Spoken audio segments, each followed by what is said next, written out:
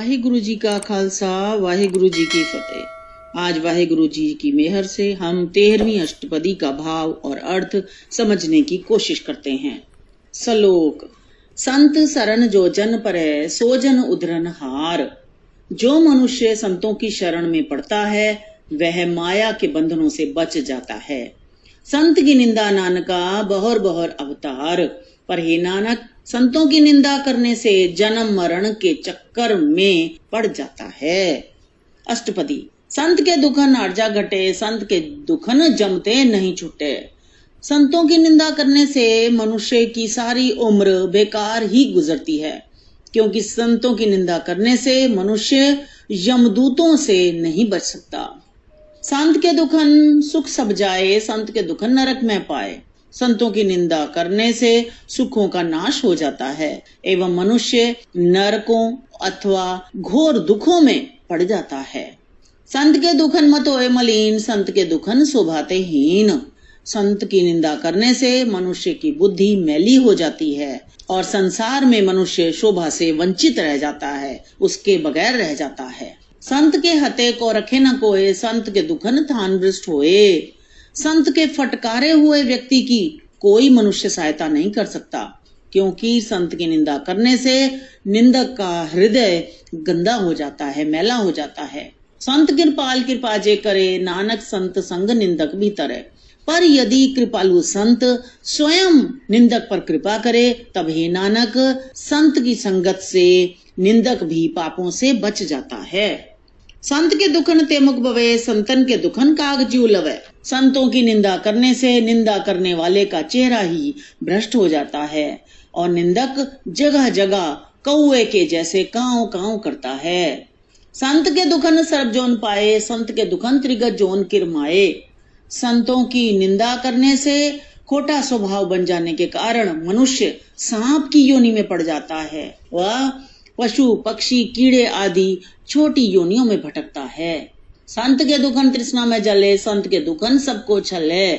संतों की निंदा के कारण निंदक तृष्णा की आग में जलता रहता है और प्रत्येक मनुष्य के साथ छल करता है, धोखा करता है। संत के दुखन तेज सब जाए, संत के दुखन नीच नीच आए। संतों की निंदा करने से मनुष्य का सारा तेज प्रताप ही नष्ट हो जाता है और निंदक महानीच बन जाता है। संत दोगी का ताऊ को नाए, नाना संत भावे ताऊ विगत पाए। संत की निंदा करने वाले का कोई आसरा, कोई आश्रय नहीं रहता। हे नानक, यदि संत चाहे तो निंदक भी अच्छी अवस्था तक पहुंच सकते हैं। संत का निंदक महातताई, संत का निंदक खिंटिकन न पाई। संतों की निंदा करने वाला सदा जुल्म करता रहता है, अत्याचार करता रहता है तथा एक पल भी आराम से नहीं बैठने देता। संत का निंदक महात्यारा, संत का निंदक परमेश्वर हमारा। संत का निंदक बड़ा जालिम अत्याचारी बन जाता है और ईश्वर की ओर से भी फटकारा जाता है। संत का निंदक राजतेहीन, संत का निंदक दुखिया और दीन। संतों की निंदा करने वाले को सब सुख राज नहीं मिलते हैं, उनसे वंचित रहता है और वह दुखी और गरीब रहता है। संत के निंदक को सर्व रोग, संत के निंदक को सदा बिजोग। संतों की निंदा करने वाले को सारे रोग जकड़ लेते हैं, क्योंकि सुखों के समुद्र प्रभु से उसका सदा विछोड़ा रहता है। संत की निंदा दोख में दोख, नाना संत भावे ता उसका भी होए मोख। संतों की निंदा करना बहुत बुरा काम है।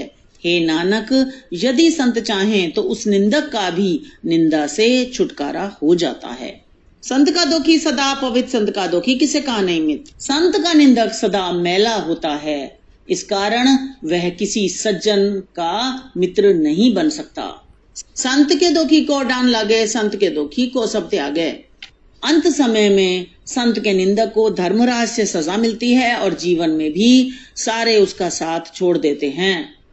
संत का दुखी महाअंकारी, संत का दुखी सदा भिकारी। संत की निंदा करने वाला बड़ा घमंडी अकड़ वाला बन जाता है और सारे बुरे कार्य करता है। संत का दुखी जन्मे मरे, संत की दुख ना सुखते टरे। अपने अवगुणों के कारण संत का निंदक जन्म लेता है और मरता रहता है और संतों की निंदा करने के कारण सुखों से वंचित रह जाता है। संत के दुखी को नाय ठाओ, नाना संत भावे ता लय मिलाए। संत के निंदक को कोई सहारा नहीं मिलता है, पर हे नानक, यदि संत चाहे तो अपने साथ उस निंदक को मिला लेता है। संत का दोखी अध बीच ते टूटे, संत का दोखी किते काज न पहुंचे। संत की निंदा करने वाला किसी काम में पूरा नहीं होता, वह आधे में ही रहता है। संत के दोखी को ध्यान भ्रमाइए, संत का दोखी उज्जड़ पाइए। संत के निंदक को मानो जंगलों में भटकाते हैं, रास्ते में से भी हटाकर उसे गलत रास्ते पर डाल दिया जाता है। संत का दोखी अंतर ते थोथा, जो सास बिना मृतक की लोथा। जिस प्रकार प्राणों के बिना मुर्दा लाश है, वैसे ही निंदक अंदर से थोथा अर्थात असली जीवन से खाली होता है। संत के दोखी की जड़ किछनाए, आपन बीजे आपे ही खाए। संत के निंदक की नेक कमाई और सिमरन वाली नींव पक्की नहीं होती, स्वयं ही निंदा की कमाई करके खुद ही उसका बुरा फल खाता है। संत के दोखी को वरना राखन हार, नानक संत भावे ताल लय उबार। संत की निंदा करने वाले को कोई और मनुष्य निंदा की आदत से नहीं बचा सकता, पर हे नानक, यदि संत चाहे तो निंदक को निंदा के स्वभाव से बचा सकता है। संत का दोखी उबिल लाए, जीव जल विहीन मछली तड़फड़ाए। संत का निंदक ऐसे बिलखता है जैसे पानी के बिना मछली तड़पती है। संत का दोखी भूखा नहीं राजे, जीव पावक ईंधन नहीं त्रापे। संत का निंदक तृष्णा का मारा हुआ होता है, वह कभी तृप्त नहीं होता, जैसे अग्नि ईंधन से नहीं तृप्त होती। संत का दोखी छुटे केला, जीव बुआड़ तिल खेत माए दुएला। जैसे अंदर से जला हुआ तिल का पेड़ खेत में ही पड़ा रहता है, वैसे ही संत का निंदक भी अकेला तन्हा पड़ा रहता है, कोई उसके पास नहीं आता।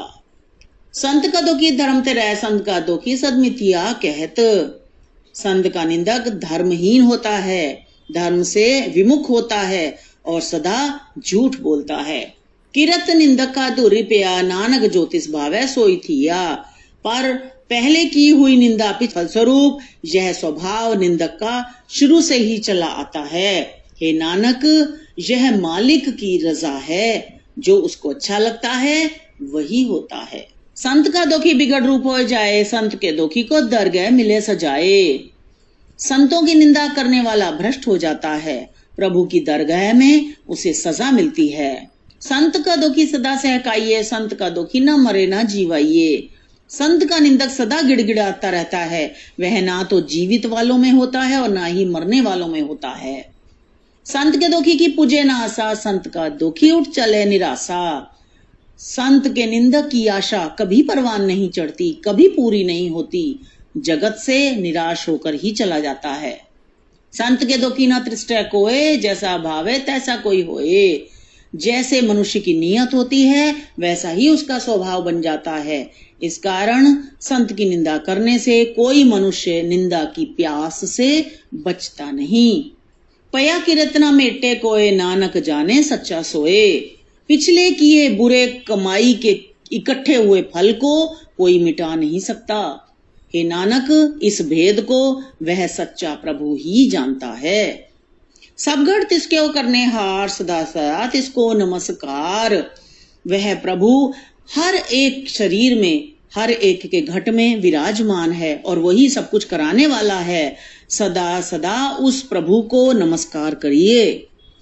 प्रभु की उस्तत करो दिन रात, तिसे त्याओ सास गिरास।